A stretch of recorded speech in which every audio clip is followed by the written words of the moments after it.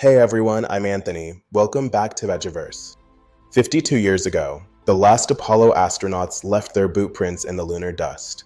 Since then, the moon has been quiet, silent, waiting. But now humanity is going back to the moon, not just to explore, but to stay. This isn't just about science or the dream of Mars. It's about geopolitics, specifically China's bold and rapidly advancing space program. The last time astronauts walked on the moon was in 1972, followed by decades focused on low Earth orbit missions like shuttles and the International Space Station. Now, we've entered a new lunar dawn, where the goal is to build permanent bases, orbiting gateways, and even mine lunar resources. This rivalry has transformed the moon from a nostalgic dream into a geopolitical battleground, driven by four key reasons. First, resources. The lunar South Pole holds vast deposits of frozen water, which can be split into hydrogen and oxygen, essentially rocket fuel. Second, strategic high ground. A permanent lunar base offers unmatched advantages in surveillance, communications, and even military positioning. Third, technology. Solving the challenges of living on the moon will push innovation in robotics, AI, life support, and energy systems. Fourth, law and norms. The 1967 Outer Space Treaty is outdated, and whoever establishes permanent settlements first will have enormous influence in shaping the rules for property rights and resource claims. To understand today's race, let's rewind to the first space race, which wasn't about science, but about power.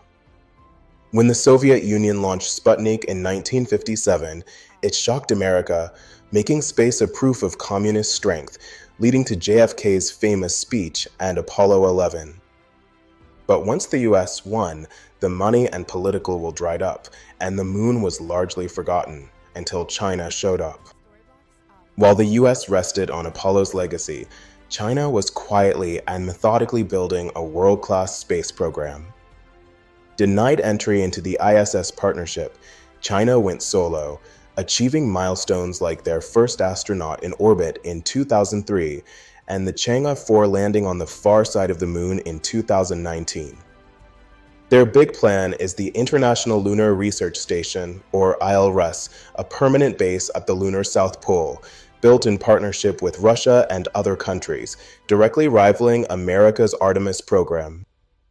China's steady drumbeat of successes was a wake-up call for the US, leading to the re-establishment of the National Space Council in 2017 and the launch of the Artemis program.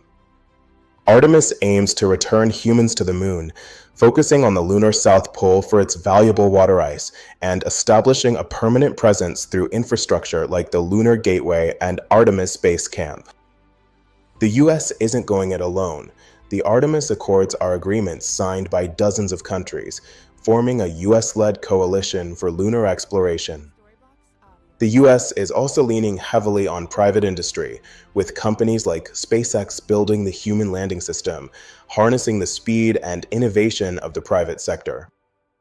China's ILRS is a three-phase plan: scouting missions now, robotic construction from 2026 to 2035, and long-term crewed operations post 2036.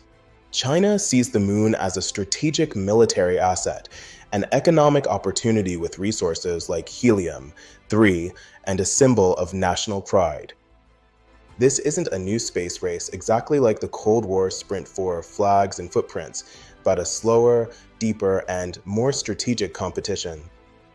It's about who controls the resources, the rules, and the future of off-world civilization, setting the precedent for Mars, asteroids, and beyond. The nation or coalition that wins on the moon may well define the next century of human civilization. After 50 years of silence, the moon is once again the central arena of superpower rivalry, with the US and China vying to write the rules of humanity's expansion into space. This isn't a race for prestige alone. It's about resources, technology, strategy, and the future of humanity beyond Earth. The last time, the moon race gave us Apollo and an unforgettable leap for mankind. This time, the stakes are even higher. because whoever builds the first permanent base isn't just making history, they're shaping the future. If this video gave you something to think about, please like and subscribe for more deep dives into the systems that shape our world. Thanks for watching.